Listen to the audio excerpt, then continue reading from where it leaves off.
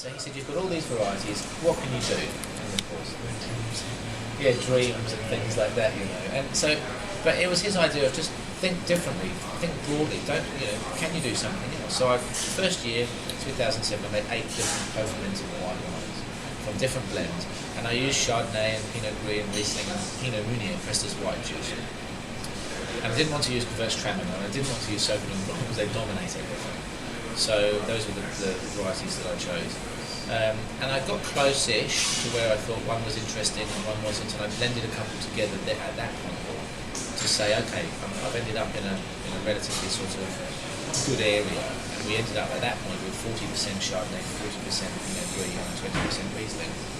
So the next year, I tried a 40-40-20 blend of the same thing, because I thought I'd honed in on something that I was getting close to. And what I do is I basically, when the Chardonnay is coming in, I highlight what I think is the best juice, and I'll save a portion in stainless steel, super low temperatures, no sulfur, let it settle, and then the Pinot Gris the same, and then when the Riesling comes in at the end of harvest, I then make a juice blend, and I co-ferment juice blends in, again, 2 big punches, so 1,000 litres only. Pinot Gris and Silver. And Riesling. Yeah.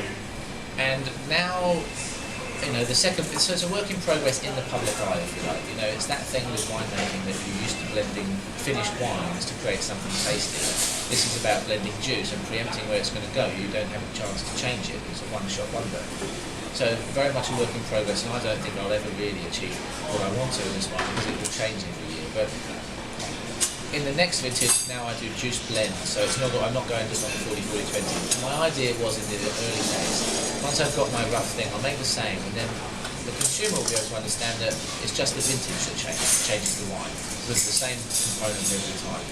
But actually I just want to make the best wine, not the one that changes all the time. So now what I do is do juice blends, and I sit there and we look at them, and I think, oh, it needs a bit more acidity, so I put a bit more Riesling in, and I do that, and I think, okay, the juice tastes amazing and balanced, and I can imagine hopefully how that wine's going to go.